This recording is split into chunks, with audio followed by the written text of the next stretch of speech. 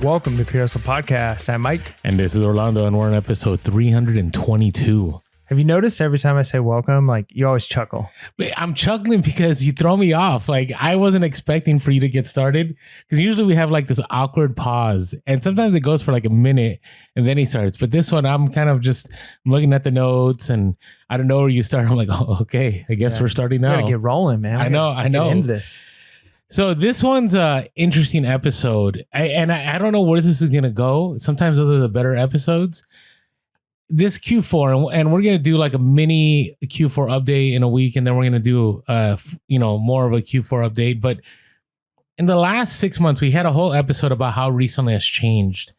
And Mike and I have been talking about this, and I was thinking about this the other day about how more than ever, it's time to be more selective on what you do in reselling.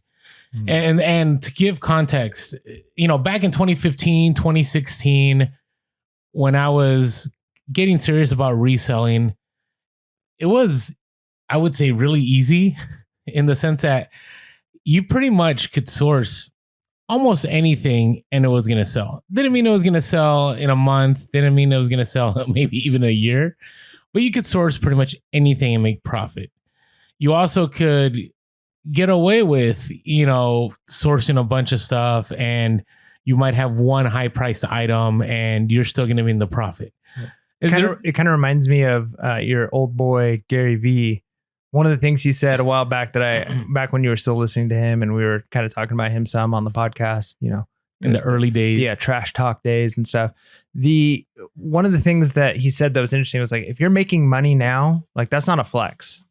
Like when the economy is doing really good, I kind of like look at like the people who do the, stock market or, I thought I knew what I was doing. I mean, back in those days, when you're on like that kind of a bull run, and I feel like when the economy's going good, like everything's kind of in this bull run where everything's just going up, things like people have money, that if you're making money then like that's not a hard flex. Like that's just like, yeah, it's not that hard to make money right now. As hustlers, we want to do that. You want to take advantage of that time, but you really start to show who the people are that know what they're talking about when times get hard and they're still able to make money and they're still able to do well. And one of the nice things about reselling, we've talked about this probably ad nauseum at this point, but is that reselling changes with the economy, but it's always a viable option. It's always still something that can do well. Yeah.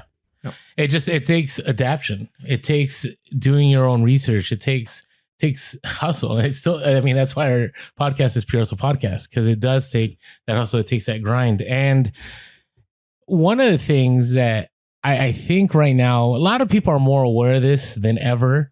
And it's been the talk, I've mentioned this before, how sell-through rate is very important and how that's kind of like the buzzword right now, right? Sell-through rate, right? I post anything on Instagram and somebody will say, well, what was the sell-through rate on that? And sometimes I have an answer and sometimes I'm like, I don't know. I picked it up a couple of years ago and comps were good when I picked it up and I'm just glad it sold for great profit. So there's a lot more to sourcing though than sell-through rate. And so the first thing I thought we should talk about is you need to be, including myself. So whenever we're sharing this, I want to make sure we're not gurus. We're just documenting what we've been experiencing lately. It's not that we have all the answers. It's not like, hey, you follow our advice, you're going to be golden. 10 easy steps to become a millionaire in reselling. Yeah. And I'm seeing, it's interesting because even now I'm seeing people speaking as if they're authorities. And I'm like, you don't know. I've been reselling longer than you have. And I've made it viable and you're speaking on authority. I'm telling you, I don't know. Now there's the Denning-Kruger effect. Yeah. The Denning-Kruger effect where I think I'm on the bottom. I'm on the bottom and not on the bottom. I was at the bottom. Now I'm on the way up. Yeah. So if you don't know what that means, basically it's when you first start something, you don't know anything about it. You kind of rate yourself as like, I don't know anything about this thing. Then as you get a little bit of knowledge, you're like an amateur, you've got like a year experience or so. You think you know everything. Yeah, and then the longer you're into something like a field of study, whether it's a science or, knowledge on something or just experience woodworking, plumbing, whatever it is, the longer you're in it, the more you realize, you know what, I don't know.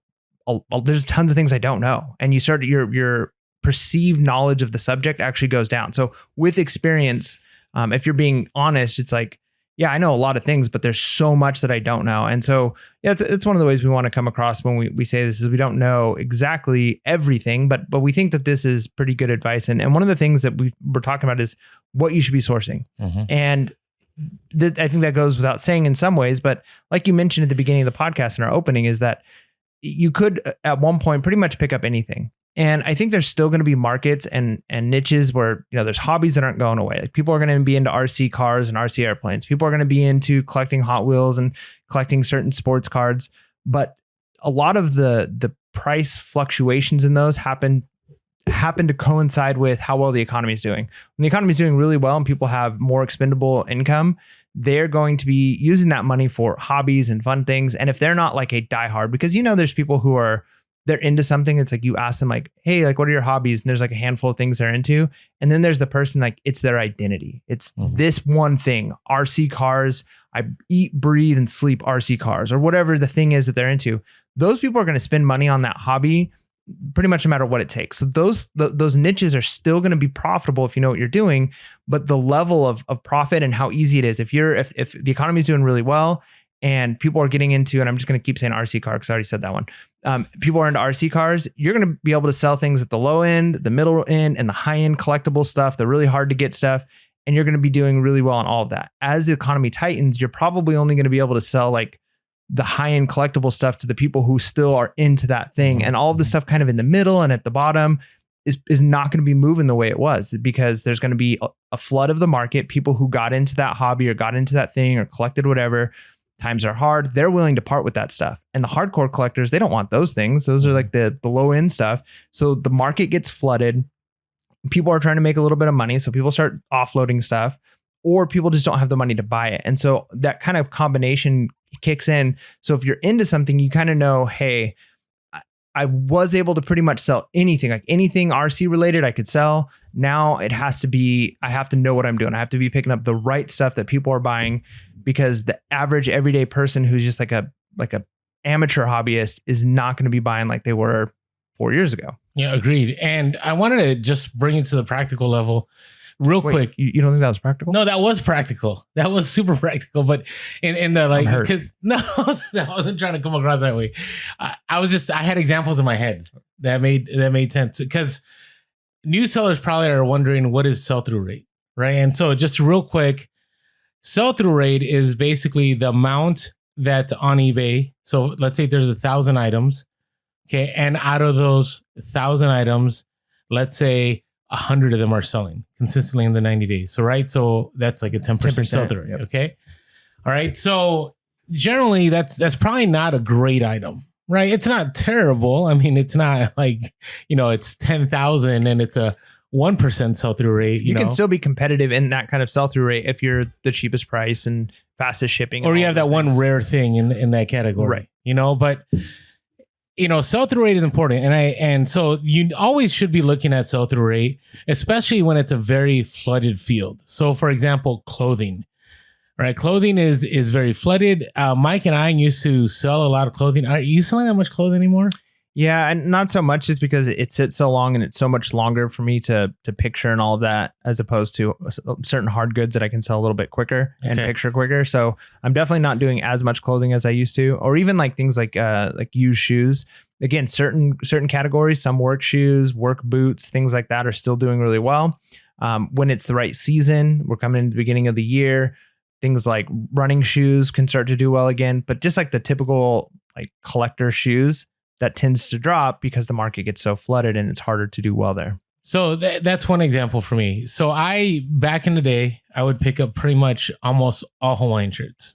Right now, I wouldn't pick up, let's say, Natural Issue or Cook Street, like the low end ones that are easy. But I would get the Walmart ones. Yeah, the Walmart. But I would pick up, Kahala and Hilo Hattie or Hilo Hattie, whatever way people say it, and Rain Spooner and so on. Now, I pretty much only will pick up Rain Spooner. Right. Unless there's a pattern that I know will sell. And the reason I do that is, like you said, the bottom of the market is so flooded.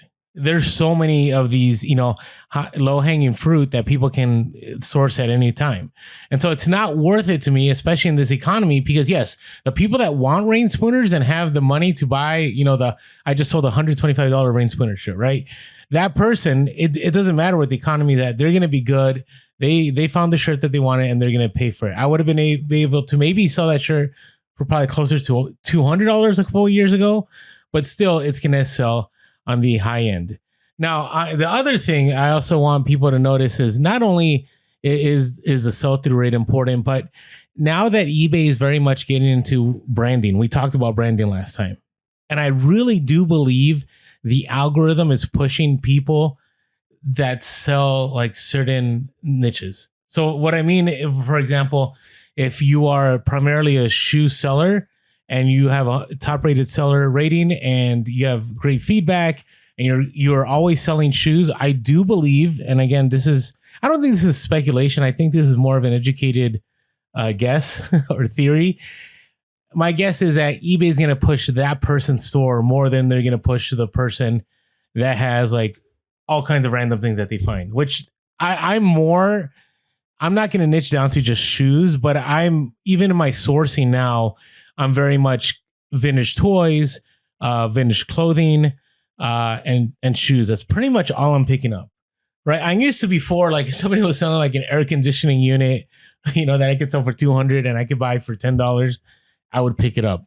Nowadays, I'll think about it because I'm not sure that that's necessarily benefiting your store, because if the branding is happening and eBay is more pushing you in that direction, you got to be careful. And what happens too with that branding is now you're creating repeat buyers, right? You have people now following your store. You have people that now are waiting for the next time. You have, I don't know if you sell like me, railroad trains, right? If you sell model trains, they're waiting for the next batch that comes in. Or if you sell, let's say Department 56, they're waiting for the next batch. And that's what I have. Whenever I have a new Department 56 haul, a new vintage clothing haul, a new whatever it is, usually I get the same buyers that are contacting me like, hey, do you have any other items? Can we bundle? Can we make a deal?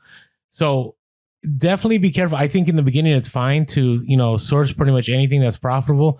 But over time, especially right now, as usually it's, the top end of the market that's doing real well, meaning the harder to find items, the items that are highly desired, you want to make sure that you're staying within certain niches. Yeah, that's good. Another thing that's important to consider when it comes to being selective now is where you're sourcing. And we've seen a huge shift in this, and part of it is going to be location dependent. But where we are at, the thrift stores have been pretty brutal. I mean, unless you're going to there are a couple of small mom and pop brick and mortar stores that you can do pretty good in because they don't have the crazy Goodwill store that should not be named prices. They have more appropriate prices. They're getting donations and they understand that, and they're trying to move things, and you can find some more. They're not selling things on eBay in the same way. So you can tend to find, I've heard a lot of our listeners who are in more rural areas who that's one of their benefits is that they've got thrift stores that the pricing is much better. So even with that though, the thrift store pricing, even of a brick and mortar place, it's a hole in the wall, is not going to fluctuate as much as something like garage sales and OfferUp and eBay. So when people are trying to make ends meet and they're trying to sell and offload things, you're more likely to be able to pick up better deals from an individual. It's just like when you go to buy a used car, you're much better off buying, if you can, a used car from the seller directly than from a lot, right? Because the lot is got a lot more at stake. They got a lot more overhead. They're adding on extra fees. They probably bought that car for several $1,000s less than they're going to be selling it to you for. And you're better off if you can to go directly from the seller owned. And the same thing is true, I think, for a lot of the sourcing that we're doing is if you can source directly from people, whether that's contacts that you have made over time, handing out your business card. Like you said, if you're niche down in something, people know if they have Department 56 to reach out to you, or if they've got Lego, reach out to you. If you're niche down in something and you've made those contacts, or if you're scouring OfferUp, or if you've got those eBay searches saved, those are the places you're going to make probably the best deals. And again, you got to be sourcing where you know the stuff is good. So if you've got those contacts, you're going to the ones that are the highest priority, as opposed to wasting times with the contacts who, maybe you used to be able to score middle of the road stuff. don't totally burn that bridge, but also don't, if they, hey, I've got a bunch of things, you want to come look at it. If you've got other sourcing opportunities, put that one on hold. Hey, sorry, now it's not a good time for me. Maybe reach out to me in the next month or two. Go ahead and try and find somebody else if you know that they always have the middle of the road or low end stuff. So you just got to be more selective with where you're spending your time sourcing, because especially now, time, it might take you longer to source the profitable items than it used to. So you have to be even more cautious with your time and not waste it going to the thrift stores or going to those contacts that you have that are not going to be as profitable. And it's a tough thing to do. You have to have set up those things in advance, kind of know where you can get those sourcings done. And if you're new, that it doesn't help you out a lot in that sense, but it might help you to realize, hey, I'm better off only sourcing at garage sales and offer up for now, and avoiding thrift stores. And if I've got extra time, list those death piles I have, as opposed to just going and hoping that maybe the 10th hour I spend at a thrift store is going to be profitable. Yeah. Oh no. And with the price of gas and all that good stuff, definitely. I think that for me, the days of going from thrift store to thrift store ended like 2 years ago. I mean, at least in our area. At least in our area. Now, the other thing, and we warned about this, I think this was the last episode, about bigger wholesalers or bigger sellers that are selling to their own followers or to their own community. And I'm going to lump everything together. So for example, a couple years ago, I used to go to this rag house in LA, and I used to buy a bunch of vintage clothing all the time. And I'd go in and I'd spend, $1,000 pretty much every time I went up there. And then what I noticed over time was that the quality of the items I was buying was less. The prices of the items were more. And I didn't realize until I got back, right? So I'm trying to pick up as much as I can. I'm on this time crunch, and I could have spent, 8 hours there and sourcing, but, I got to drive back from LA. And sometimes, like you said, it's going to take more time now to source, I think. I think that right now, I would just be careful. I would just be careful. In this kind of economy, everybody's trying to find a way to increase their profit, right? And so right now, the way I'm seeing that, pretty much the big YouTubers or the big wholesalers, they're looking at less margin and higher volume. And so they're willing to offload, everything at, really, really bottom prices. But that's because they know that they themselves couldn't sell it at a good price, right? So they'd rather make that quick money, roll that money over into other inventory, and they just keep recycling that over and over and over again. So I'd be careful, because, even now I've had people reach out to me and say, hey, I purchased this from this, and this is all anecdotal, obviously. And they're like, oh, I tried one of those vintage wholesale companies, and I got to tell you, like, back in the day, it used to be, 90% of the stuff is good, and now it's about like 60, it's about 50%, and things are sitting longer. So you definitely need to be careful. Now, this next one, I really want to push all of you. The deals you make have to be more selective. And one key thing I will say, you have to be willing to make obnoxious deals. You have to be willing to lowball.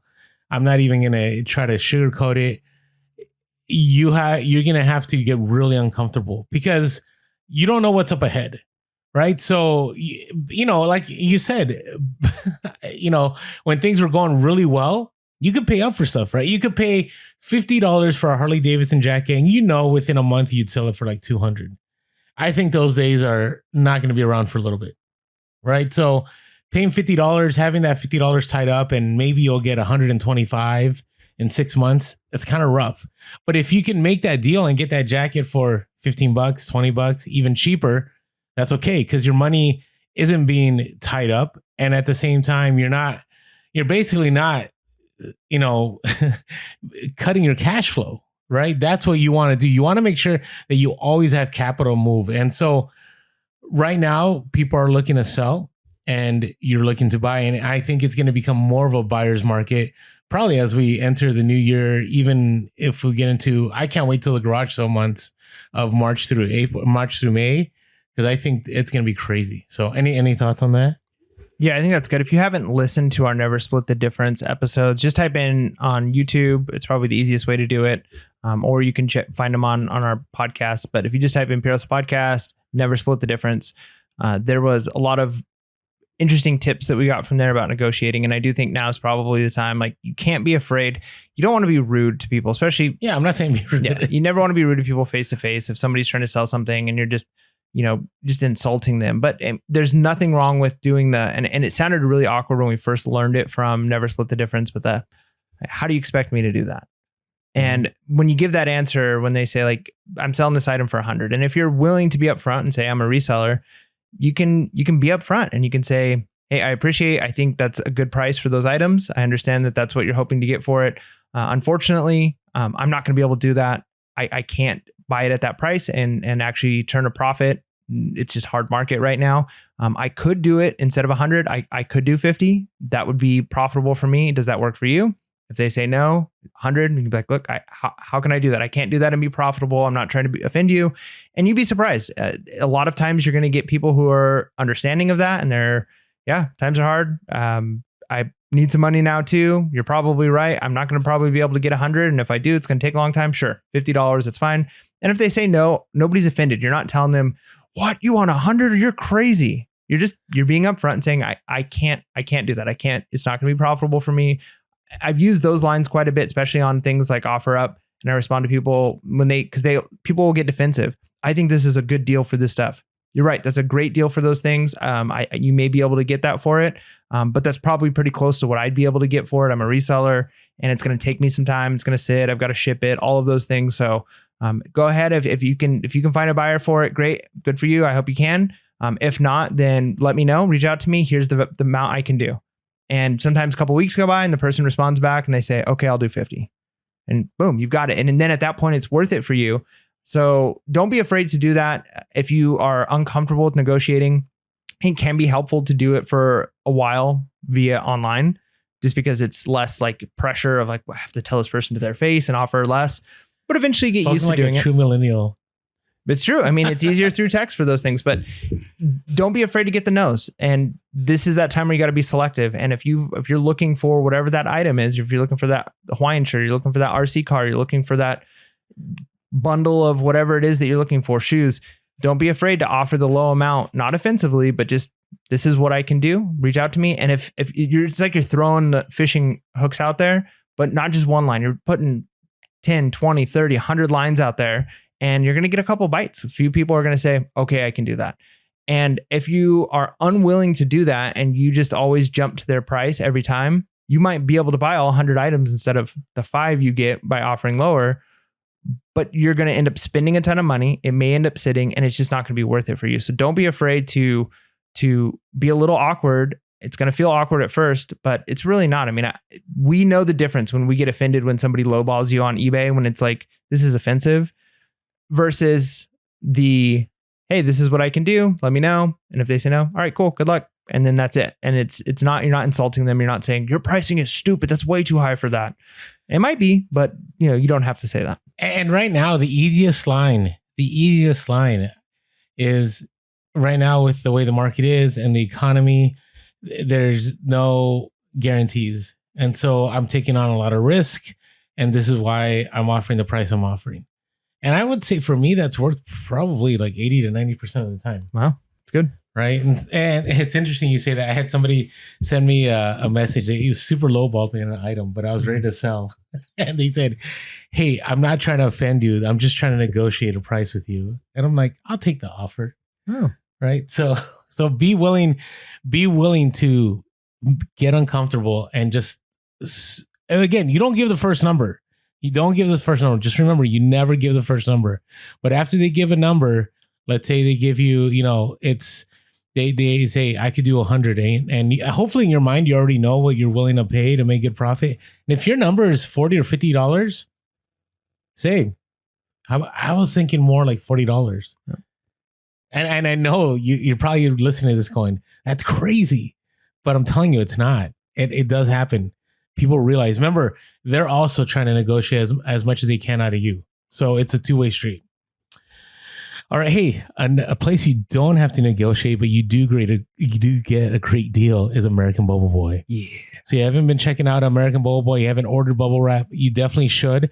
Definitely a great deal. Their price hasn't changed, I think, since the beginning. That's good. Right? $39.99. That means it's cheaper now than it was. That is true. Well, don't say that too loud because they might raise their prices, but you're still getting, I get the 4-foot roll, 750 square feet for $39.99. Especially right now amongst this Q4 time, sometimes you're giving out deals. You get those bubble bucks too that you can kind of roll on and eventually you get a coupon. So check out AmericanBubbleBoy.com. Use our link below. Helps us out and helps you out. And you get free 2-day shipping, next day shipping, or local pickup. And there's also some other items there that will help you in your shipping journey. So check out AmericanBubbleBoy.com. Yeah. All right. Now with shipping, I got to tell you, this has been a lesson for me in the last 2 months, is being selective on what I'm willing to ship. Do you get what I'm saying? I mean, you kind of got to be selective in the first place about what you're sourcing, about what you're going to ship. But shipping has to be one of the... Okay. So yeah, shipping has to be one of the factors you're taking into consideration when you're sourcing, especially because shipping prices have gone up. Time, as we talked about, is more of a valuable commodity right now. If you're spending more time sourcing and things are sitting a little bit longer and you're having to do other things, you don't want to be spending the time shipping things that are you're frankenboxing every box. Prices have gone up. You definitely have to be a little bit more careful with what you're sourcing and what kind of things you're willing to ship. And again, yeah, it goes hand in hand, but be selective. Understand your limits. Understand what you're willing to do. Because I think the days, and I should have mentioned this in the sourcing part, but in the reselling community, we all joke about death piles. I joke about death piles. I have a death room, okay? And what that means is I have a lot of items unlisted, okay? That's all that means. The FBI is listening now. I know.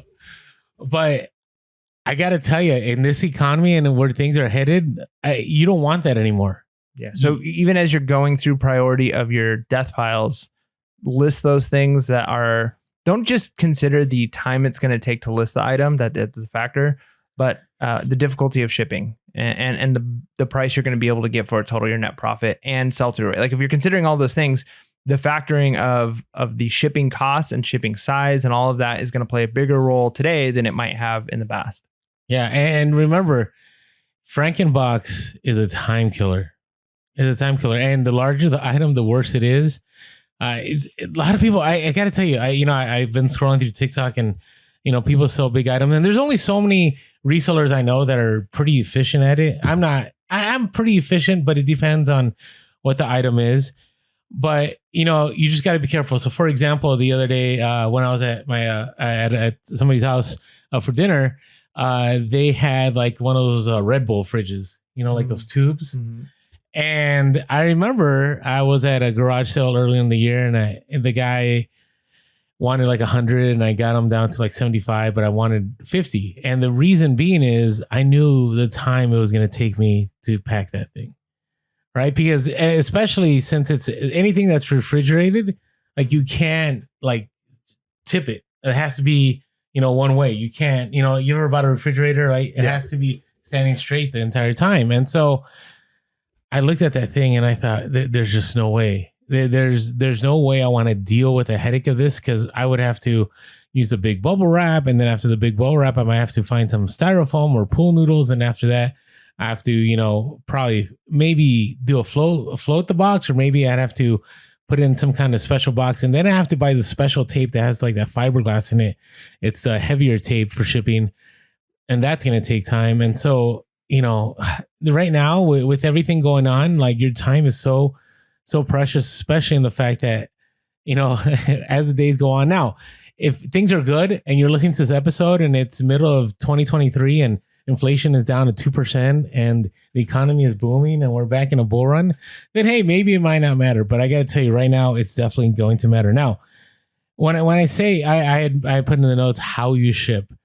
So you need to be really selective in the fact that you have to beforehand know what you're going to do, right? You can't miscalculate your shipping. You have to definitely, if you're new, understand the difference between priority, understand the difference between ground, parcel, all those different things. And what I'm finding now is that a lot of people, whenever I mention, hey, you should check out the deals on FedEx, people are like, oh man, I've been just shipping UPS the entire time. And like FedEx right now, if you do second day shipping to some places, it's like an 80% discount.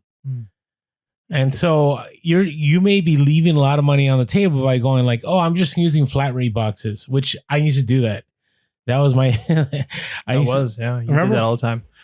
Yeah, that's good. Like knowing the different carriers, understanding what things like when you should go through pirate ship, when you should go through the eBay discount, when you should be using UPS or FedEx, or even what types of USPS boxes or services to use. And experience is going to help you a long way with that. Even when you sell an item, sometimes when you go to ship it, you see a cheaper option, and not that I'm recommending everybody do this, but there are times where it's like, oh, they selected USPS, but UPS is cheaper. I'm shipping it through UPS. Here's the deal: you can. Have you looked at the dates? You can, because the dates. The only time it ends up being an issue, and I've never had this as an issue, but you could end up running into the issue where, for instance, it's going to a military base or it's going somewhere where UPS doesn't actually deliver, or if it's going to a PO box. Right, it's going to have to go USPS. You can't go through something else. So you've got to be careful. There could come an instance where it's like, hey, I bought this because it said it was going USPS, and it ended up going UPS, and UPS always loses, or they can't deliver into my area because of whatever reason. So you could potentially run into an issue. Hopefully not, but that is an option too. And then even the things you're using for shipping, over time, I shifted from being a dumpster diver for boxes and shipping supplies to just buying all my boxes ahead of time because it was a time saver, to we may be moving into a time, especially if you are stuck Frankenboxing some things, or maybe you sourced a bunch of stuff. I remember distinctly something I got at Target several years ago. It was like my first year reselling, and I ended up buying like 20 of them or something like that. And I found a box in a trash can outside of the cafe behind my school that perfectly fit it. And they had tons of these boxes. Like every few days, they'd be throwing out like 4 or 5 more of these boxes. Mm-hmm. So I'd pick them up because I knew this item fit in there. And I didn't have a eBay box that it would fit in. So that ended up being a way to do it. And so you may get to a place where, hey, shipping prices are going up. It might cost you, the cost of boxes might be going up, and you might be at a place where time and you're selling enough stuff that, hey, it's still worth just buying, 40 packs or 25 packs of these boxes, pre-box from Uline or whatever. However, you also might be at a place where you say, got to swallow your pride a little bit and ask for, hey, does anybody have Bubble? Like if you end up getting Bubble, if you end up getting those air pillows, or if you end up getting any boxes from Amazon, just send them my way. I'll take them from you. There's nothing wrong with doing that. It can save you a lot of money. And we might be moving to a time where if shipping prices are going up, it might be worth it saving a little bit on those boxes each time if you can get enough of them for free without the hassle. Now, if you're spending hours to source boxes and it's not worth the amount of money of just buying the boxes, then you got to take that into consideration. But even how you ship with the items and where you're sourcing the shipping supplies could become more crucial. Yeah, no, I think it will be. I don't see shipping prices going down. I'm even anticipating that the holiday price bump will be permanent. A lot of times that's the way it works. I think that's what people don't realize is when prices go up, they usually don't come back down. Whether it's, hey, Netflix is going up by a certain price, or your cell phone bill is going up, or gas prices have gone up. Now, gas prices fluctuate more than most other prices on things. But when you get comfortable at a new high, then even if it drops from that new high, or you're happy about that, and it's still, $1 more than it was this time last year, people forget about those things and they almost never go back down to where they were. Like you don't, that doesn't tend to happen. Restaurant prices, you realize, like, I just went out to eat the other day and I'm like, man, like prices on everything have gone up, and I'm not going to see these sandwich prices go down, right? Like these places are not going to print new menus with lower prices. Just like did you ever used to eat at the Denny's when they had the 246? Does it even exist anymore? Doesn't exist anymore, right? And those things, a lot of times they don't come back because it's just not doable for them when it was. And when there's a reason that they can get rid of it, hey, we're getting rid of this menu selection because of COVID, then it's easy for them to have an excuse to have it gone, and then it just never comes back. So you got to think about that when it comes to shipping prices too. And the next thing is like where you ship, thinking about where in the country you're willing to ship. Those things are going to become important too. In fact, we had a comment on YouTube, and I thought it was very insightful with the idea of free shipping. Like they don't do free shipping, and depending on where you're located in the country, it might be worth it for you to just do calculated shipping, knowing that, hey, my calculated shipping prices are going to be really high for certain parts of the country, but maybe 2/3 of the country I'm able to ship to at very reasonable prices. Mm-hmm. And so if I'm only getting 2/3 of the sales because I'm not selling to California, I'm not selling to Florida, I'm not selling to this certain region that would cost me more based on where I'm located, then that might be something to take into consideration too, is that instead of just doing free shipping across the board, you could kind of have yours to be set up where it is calculated, and recognizing that you're just cutting off a portion of the country for your sales, but that might be okay. Like 70-80% of your sales might not be coming from those locations anyways. And so you just got to take that into consideration that, hey, right now it's just easier for me to kind of do things that are going to be regional and sell to a market that's a little bit closer to me in order to try and compensate the crazy shipping prices. Yeah. And I would say to counter that, if people want it, they'll pay for it, right? But the thing is, what are you selling, right? That's what I think it depends on. Now, on the opposite end of that, I would say it's non-negotiable anymore whether you sell globally or not. Yeah, that's important. I think, I know that doesn't go with our theme here of being selective. It does. Be selective. Widening your selection. Go everywhere. Because here's the thing. You may sell on Poshmark, but Poshmark does not go international. Mercari does not go international.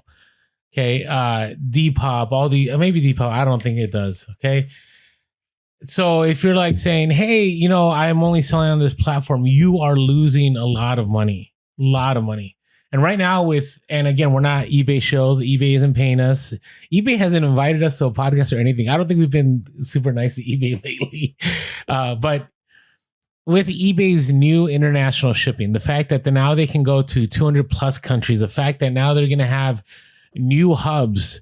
Okay. So it's not, you're going to just be shipping to Kentucky. The fact that now they are, as far as returns go, they're going to return, they're going to refund. You get to keep the sale.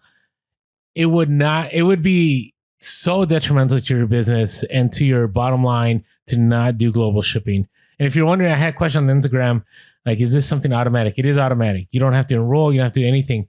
Unless you have not shipped internationally, then you have to enroll. But if you're already doing global shipping or eBay standard international delivery, it'll automatically roll you over. But I don't think it's an option. I get people all the time. They're like, oh, I don't want to ship overseas because the returns is like, no. That's not even on the table anymore. I get people all the time and they go, there's scammers over there. Doesn't matter. Who cares? None of that matters. What matters is the fact that now you're going to have 160 plus million people that you could sell to. It's probably more now because they opened it to more countries.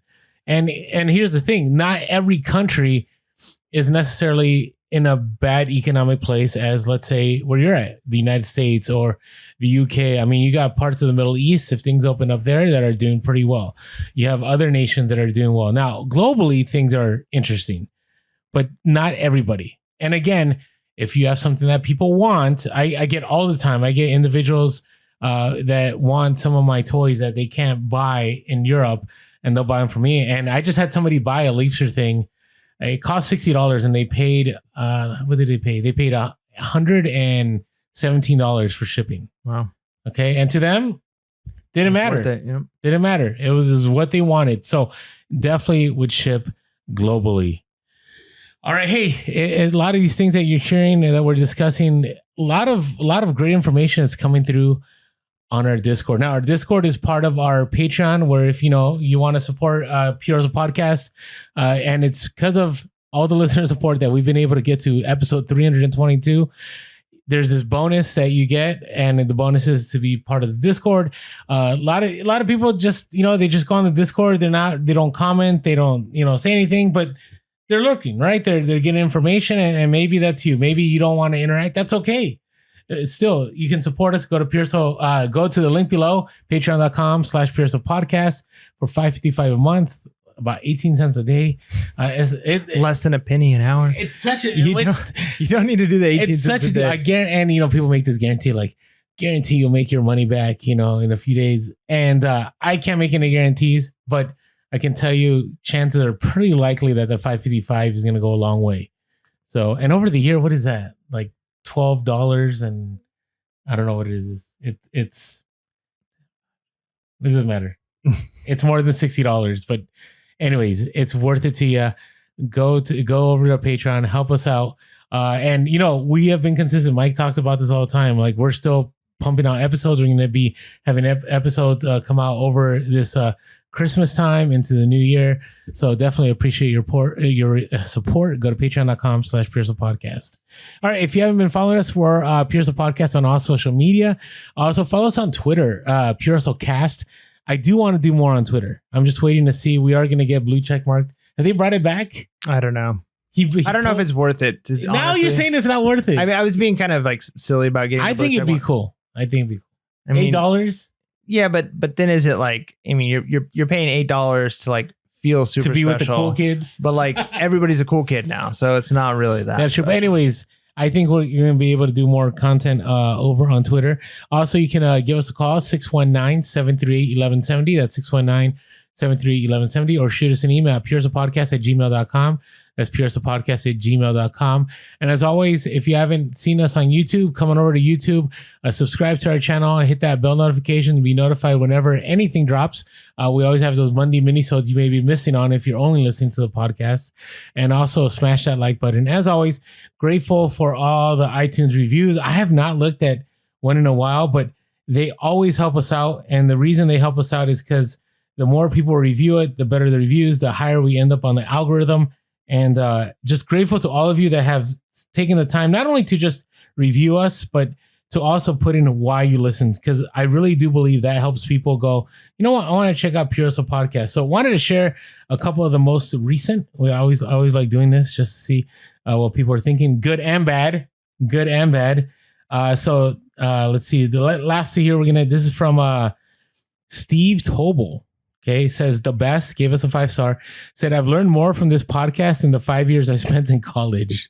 Oh man, as an educator, that breaks that. We should be charging college tuition at that level.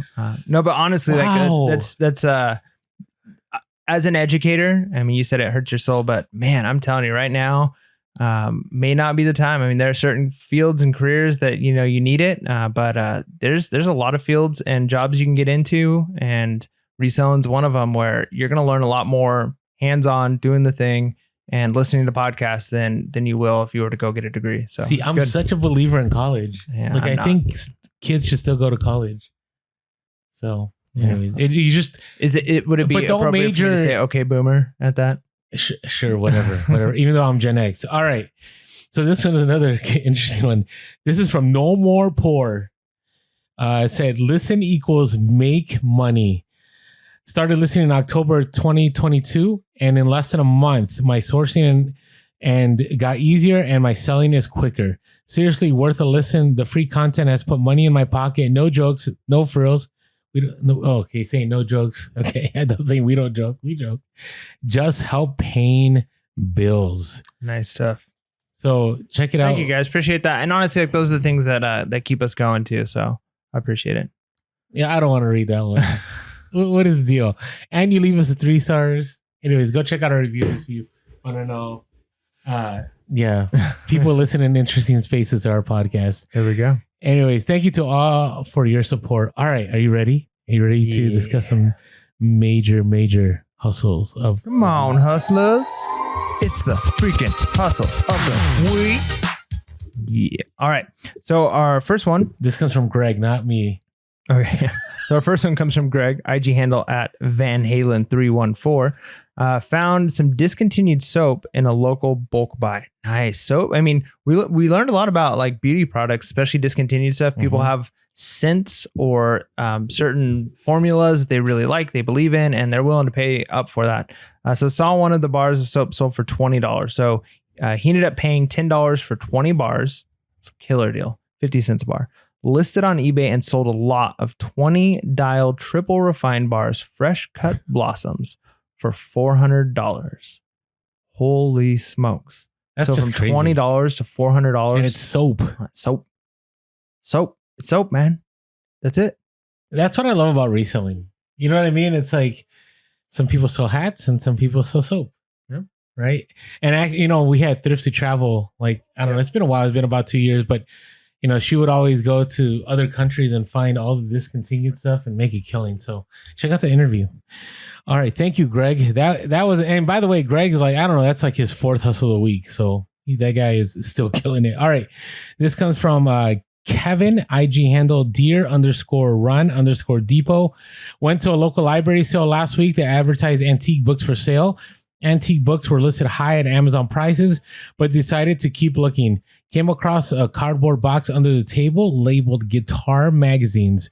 Did some research and saw some for $10 to $20 each. Took the magazines home and saw on Terapeak that issues 1 and 2 recently sold for $300. It's pretty crazy. By the way, Terapeak has 2 years of data now. Yeah, I saw that. Isn't that pretty wild? So free tip there. All right. Listed his magazines. So he had the same issues, 1 and 2, for the same price on eBay. Listed 3 and 4 also. And within an hour, a buyer messaged if they could work out a deal. So Kevin paid $5 for the box, right? About 30 magazines, sold 4 magazines of Fretboard Journal, 2005, 2006. I would have never have looked at that magazine.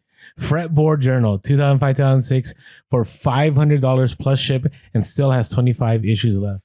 Nice. It's just wild. That's killer. That's crazy. Yeah. I've got some magazines I've got in my death pile and need to get listed, but yeah, you just never know. You never know. All right. So our next one comes from Doreen from our Discord. So someone in the Discord mentioned Martha Stewart cookie cutters. It's one of the nice things about the Discord. People give little bolos and things they bought and sold. So again, it's just that extra being exposed to things that are valuable. You never know what you're going to find. So anyways, Doreen came across of a set of these Martha Stewart cookie cutters at an estate sale for $4. She listed them on eBay and sold within 48 hours for full asking price. And it was a set of Martha Stewart Winterbird copper cookie cutters sold for $300. So wild. It's crazy. We got soap and cookie cutters and random fretboard magazines. It's insane. It is insane. So thank you, everyone. Thank you, Doreen, Kevin, and Greg for sharing your hustle of the week. All right, what's your hustle of the week? So mine is, I don't want to say it was a gamble, but it was kind of, it was a risk. Like I don't typically. I know this whole episode's about being selective, and you're like, oh, I just gambled on something. So one of the things I don't think I've ever mentioned on the podcast before. One of my like minor hobbies. I'm not like super obsessed and like a connoisseur, but I'm kind of into colognes and fragrances, and I've got a little collection. I always learn something new. Yeah, so I've got a little collection of colognes, and I occasionally follow and watch some YouTube videos of people reviewing. And about this time last year, I heard about this cologne that started to get some like so just like the YouTube or the eBay market has like the reseller people who talk on YouTube, and there's like there's a whole fragrance world. Yeah, I've seen them. There's a fragrance world, and there are certain people who talk about things, and kind of just like in reselling, like when 1 or 2 people review something, all of a sudden everyone in the community is reviewing it, and if it gets really good reviews from these YouTubers, and all of a sudden the popularity shoots up. And I started noticing a lot of people talking about the specific one. I got a couple of different ones that the price has really gone up on. But one of them was a cologne called Rasasi Hawas, and it's a really good smelling cologne. I really like it. And so I was like, worst case scenario, I was able to source them pretty cheap. I was like, worst case scenario, I've got a lifetime supply, or I can give them away as gifts, whatever. But at the time that I was buying them, it was like $35. Rasasi Hawas now is going for anywhere from the high 60s up to the 80s on eBay and on Amazon. And you cannot get it cheaper than that. Oh. And the hype is still there. And that's one of the things that I like about reselling is I've learned to watch for hype on certain things. And that's not the only fragrance. There's other fragrances that I found over, the last year where it's like, all right, there's starting to be some movement in this category. And a lot of times it is nothing but the YouTubers who are influential or the influencers on Instagram or TikTok who are moving the prices. But these fragrance houses that realize like, wait a minute, this scent of ours is selling out. It's going crazy. And we know how Amazon works. A lot of times it's third-party sellers selling these things. The same thing with eBay. People will buy them up. And so resellers are driving the price up because influencers are talking about it a lot. And then the higher the price goes and the harder it is to get, people are willing to pay more. Because they're like, oh man, this price, it used to be $35. Now they're going for $75 for a bottle. And people are still talking about how great it is. I better buy them now. Right? Because what if the price keeps going up on these? Yeah. And so anyways, watching this price go up and realizing, okay, Christmas time is a great time. It's a gift that people do. So it's hustle of the week because I took a little bit of a gamble on it. I didn't buy so many bottles that I like would have bankrupted myself if they wouldn't have sold. But it's a good thing to know that it paid off. And I'm sure our listeners have similar stories of different things that they follow, but that's just a tip for you. Whatever things you're interested in, follow the influencers. because they're going to drive prices on a lot of things. Meaning in that niche, not in the that niche. reselling world. No, not in the niche, not in the reselling world, but follow the influencers in that world, whatever it is. It could be candles. It could be sports equipment. It could be whatever it is. Like follow the influencers in that, because new products will come out. When they review them, they start talking about them. Sometimes it's paid reviews. And so companies are smart, so they know to pay the influencers to drive prices up on things. But if you see like, wait a minute, there's a huge hype in this community for this item, it's not a bad idea if you can source them, because if you can source them at a decent price, sometimes it's things you can get secondhand, whatever it is, you're going to be able to do pretty well on them. Yeah, and just remember on eBay, 2 things. When you sell cologne or perfume, you have to send a parcel. Is that what it's called? Parcel USPS. And then you can't sell used. Right. And so now people get away with it. You can sell the cants. Now certain houses, like for instance, I think you talked about who wasn't Chanel? Was it Chanel? One of them was doing cease and desists for people doing decants, but there's some people who that's what they do. They decant their own. So what that means is they take a cologne and they take like don't vials. do that. Like make samples. I mean, people do it and they do fine on eBay with it. I know, but those are the people that get sued. So I mean, maybe I don't know. I don't know if there's. I mean, I could be wrong. Let me know. I mean, I haven't looked up. I don't do that, so I'm not sure. But I don't know if you're selling it as a decant, as a sample. I don't know if you would get sued for that. Yeah, I mean, I sold some Chanel. Maybe I shouldn't say this. years ago. I mean, like 6 years ago. I didn't know, and I sold some Chanel No. 5 used for like over $100. I remember those days, but that was a different time. Is there a rule that you can't sell used? Yeah. Oh, yeah, you can on eBay. They changed it. It was like a year and a half ago. So there we go. What's your? So I was gonna share one. I'm just gonna share 2, just because. So I shared this already on Instagram, but I gotta tell you, Yeti is probably the most sought after cooler I've ever heard of in my life. It's crazy. It has a following. Like growing up, no one was like, "Oh, gotta get that Igloo, gotta get that Coleman," But Yetis, it's just wild. And so what cracks me up is, okay, so I shared this on Instagram in the stories and I posted about it, but it's one of those Saturdays where I woke up and I'm like, I don't think it's going to be anything great. And I only had really one stop that made the morning. And it was this one stop, this guy was selling. Oh, I shared this. I think I shared this on the podcast already, where somebody had sold me it was a 24 Rody cooler. It's like an aqua color. So it's a discontinued color. And he had $30 on it. And I offered him 25. No, I offered him 20. And he's like, how about 25?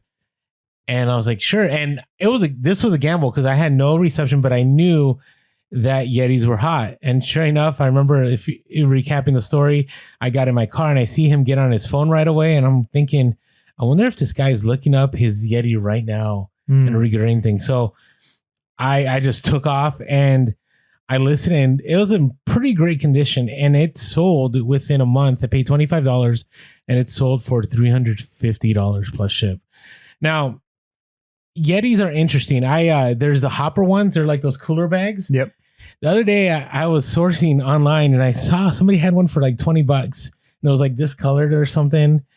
And I was like, oh, I don't know. And the next day I go to look at the same one. It's gone, but I see the same picture and somebody selling it for $130. So they are, I'm going right now. I'm like sourcing right now while we're talking. And like, you can't, like, there's even like the lunch ones, like $250 for a one that fits 12 cans. We have a Yeti too, by the way, like a holder for like something. I don't know. You know what I'm talking about? Yeah. We got to list that thing. All right. Now here's my score. And the reason this hustle week I wanted to share is it was about persistence. Now, if I told the story, let me know, Mike, but I don't think I've told the story. So I realized, no, I did. Did I share Mad magazines? No, I shared something from Mad that sold, but not magazines, correct? I mean, I think you mentioned Mad magazines when you were talking about that as being like a hot market. Yeah. Well, it's not like a hot market, but there are collectors. There's collectors. So I was on, there was a local deal and I was going through and somebody said that they had a collection of their dad's Mad magazines, and all of them were like sealed in plastic. I didn't know that there was second class mail. Did you know there's second class mail? So I guess it's with magazines. Anyways, these Mad magazines were in second class mail, and he had about like 90 magazines, and said, "Hey, I'm willing to work out a deal. If you really are a collector, I'm willing to give these away for free." And so I emailed them and I said, "Hey, by the way, I love Mad Magazine." And I do. I read it in the 90s. I remember after school, I'd catch the bus. I'd go to the public library, and I don't know why, but I would just hang out at the public library and read Mad Magazine for like an hour. And I did this probably for about like 4 or 5 months. I think I was in 4th grade or something. And so ever since then, I've kind of had, I like reading Mad Magazine. And so I haven't read much as an adult or at all. But there was this time when I was a kid. So I shared with him my story and ghosted me. Like, never got a response. I thought for sure I'd be the guy that he called. Don't hear anything. 3 weeks later, I see the ad again. I message. I'm like, "Hey, by the way, just letting you know, if you're looking to offload those, I'm available." Crickets. 1 month later. So now it's been 3 months. I message. I'm like, "Hey, listen, I saw these here. It seems that no one's picked them up. I can pick them up today." Sure enough, I get an email back, and he had it listed for like $20 now. So I did the awkward thing. So he takes the box and he puts it in my car. I'm like, "All right, cool. So you're good with me just taking these?" And he looked at me. He's like, "Nah, bro. I had $20 on there." I'm like, "All right, fine." And I give him the $20. But he said he'd be willing to give them away for free. Now, here's the thing. I've already sold about 6 of them, and I sold one that had like Macho Man. If you caught our Instagram stories, I shared this one. It had Macho Man and Hulk Hogan and Andre the Giant. It's from like 1989. It's sealed in plastic, and that one sold for $30. I sold another Home Alone one from 1989 or whatever, whenever it came out, for another $15. I sold another one that had Mike Tyson on it for $20. I sold another one that had like, I don't know, something heavy metal in the front for another $20. So I've probably made in total, I can't remember all of them, probably $160 from that $20 purchase, and I still have about 80 magazines left. My question is, what does this have to do with Yeti? No, it's my second hustle of the week. You get 2 hustles of the week? Yeah, What's up with I told that? You're busy on your phone. I guess so. So anyways, I wanted to share that because it's always great. Like the guy, like Greg that picked up the bar of soap as part of a bulk buy, is when you can pick up something for super cheap and then let it surprise you. Or even from Kevin, who had those fretboard magazines. No. And then you can just keep making that money and keep making that money. And I still got a list about, what I say, 80. I got a ton of them still to list. So anyways, that is my hustle of the week. Nice. I heard a comedian real quick say, it was pretty funny on Instagram or something. He says, "I saw a guy with a really weird hat the other day. It said, 'I'm an alcoholic. I like to drink outdoors, and I want everybody to know it.'" So, well, it didn't actually say that. It just said Yeti, but I thought it was pretty funny. You know what? That's very. Somebody told me that Yetis are currency in the South. Like people trade Yetis. I don't know. That's it's a thing, I guess. It's okay, but I do like Yetis though. All right. Hey, if you haven't yet signed up for Whatnot, that's a great place to source. Talking about being selective, I think you can really be selective on Whatnot. So on Whatnot, you have a lot of resellers that are trying to offload inventory, and it's already been pre-selected. Now, obviously, a lot of them may be trying to sell stuff that they can't sell themselves, but it's a great opportunity to be really selective, get things for really cheap. And you can get it even cheaper if you go through our link below. You'll get that $15 credit, and you'll be able to source a couple of things, and you'll be able to make profit right away. So if you haven't yet, go to our Whatnot link below, get that $15 credit, helps us out, helps you out, brings profit for you. And definitely Whatnot is a place. You got to be selective, but you can be selective in a good way. All right. So I think this one is right now something that you got to be really selective about, as far as, what is your availability? How much time do you have? And I really do think, I'm not just saying myself, I remember I had mentioned 6 months, I don't know where things are going to go, but right now you have to value your time, because if you're not making sure that you're taking care of a certain amount of listings in a certain amount of time, you're not making sure you're doing your packing a certain amount of time, you may be better off just getting a job.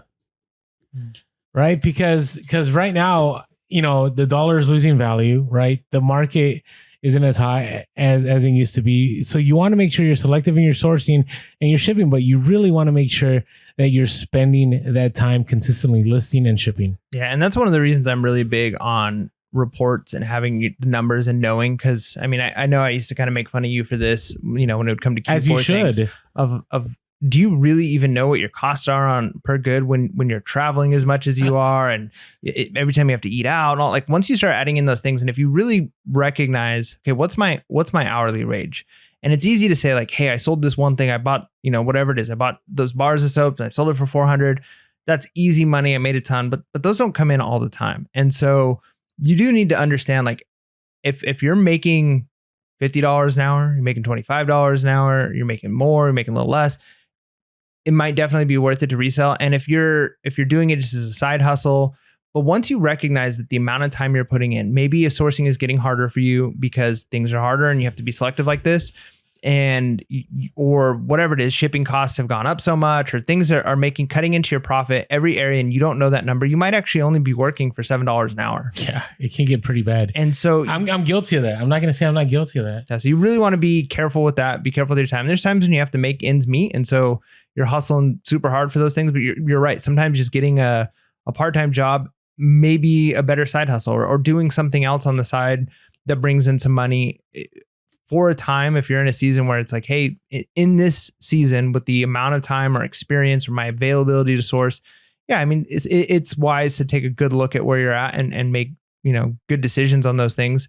But to recognize that, hey, if I end up getting to the point where I'm working for $7 an hour, maybe I don't need to give this up. $7, but maybe I need to recognize that I'm going to make less money this month, but I'm only going to be listing and sourcing and selling the things that are making it so that I'm making $50 an hour. So it's actually worth it, even if I'm making half what I could make, but I'm not killing myself and basically working in a sweatshop in order to barely make ends meet. And so you got to be realistic about those things. And the only way you're going to know, I mean, you can get to the point where like, oh my gosh, I'm working so much harder than I used to work and I'm barely making any money. So you can have a general idea, but it's a good thing to actually sit down and actually reflect. Take an hour, figure out what your costs are, figure out how much you're making, and adjust accordingly. And so, yeah, being selective with your time, it's crucial, especially as we go into these holiday seasons.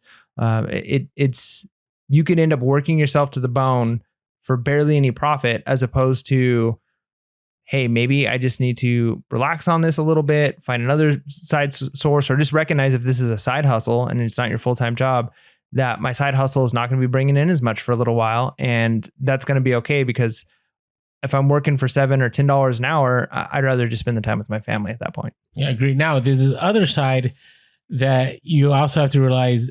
Now you're going to have to work a lot harder to make the same amount of money. And that's the thing I've been saying for like 6 months. Or right now, and I'll share this in our update episode, I've sold, Q4 money is coming in, but I'm working 2 or 3 times harder to make the same amount of money I was making last year. Right. So you're going to have to be aware of that. So you really have to be regimented with your time. And the last one here is what you're willing to accept as far as your margins. Okay. So I think that's going to be super important. That's going to allow you to keep in mind when you're sourcing how much you're willing to pay for things, right? So if you're doing everything we had mentioned before, right, you're making the lowest possible deals, you're sourcing things that you're going to list, you're not going to have death piles. The other key thing is you're going to have, I truly believe in this economy, it's going to be deals upon deals upon deals, right? I mentioned this on the other podcast about a week ago, that there are some people that are doing retail arbitrage, and even at crazy 70% discount on items that they've sourced, they're still not able to make a profit. Like, people aren't willing to pay that amount. So if you keep your costs low, you'll be safe, but you got to be willing to kind of, console yourself and go, I'm going to accept these offers. I'm going to be willing to take less money, because the key thing right now, and I hate saying this, is if you're unable to thrive, you at least need to be able to survive. And this is kind of the place we're at. Do you want to add something to that? That sounded really, really bad. No, that's good. I think it's true. And the thing is, everybody's in a different place when it comes to what you're selling and what you're experiencing. Some people, you might be in a market right now where you've never done better and money is just flowing. And so, take that into consideration. And you might be at a place where things are really hard. And I don't think there's anything wrong. I think it's part of normal life to go into seasons of, like you said, survive. It's okay. I mean, nobody wants to live feast or famine. And if you are in that situation where you're going through, and reselling, I think a lot of times is feast or famine. And if you're doing a feast or famine thing, you just have to be wise. And when you're in the seasons of feast, because it's going to come again, and you may even have a season where you had one of the biggest hauls of your life. And so for the next 6 months, you're just rolling in the dough. Be thoughtful of that. Be thinking, how can I take the money that I'm making now in this feast time and be preparing for the famine? How can I use this money to make sure I've got the right inventory? I've got money in a savings account for my business. I've got the capital that I need in case a good opportunity comes up. And if I go into a season where there's 2 or 3 months where I'm in survival mode, I've got that extra cash that's buffer and is going to help me get through this. And to recognize what really sets apart the people who are going to be successful. Because I honestly think one of the benefits, there's going to be some people jumping into reselling right now because they're just trying to make ends meet. But then there's going to be a lot of resellers who are like, I'm out. I can't do this. I'm not gonna struggle through and fight through this. And going back to my earlier point, be honest with yourself. I'm not advocating anybody quit or advocating for anybody to stay in it if it's crushing you. But if you can fight through this, it's almost like a purifying event in the life of resellers. And coming out of the other side of this, those who fought through and survived and learned something and adapted, you're going to be in a much better place the next time we're in a feast season. And so be selective, understand that those margins are going to be important. You've talked in the past, and we've talked that sometimes it's important to accept deals, even if the deals are low. If you got to make ends meet, you're in survival mode. Hey, I bought this item for $20. I was hoping to get $250 for it, and I'm selling it for $100.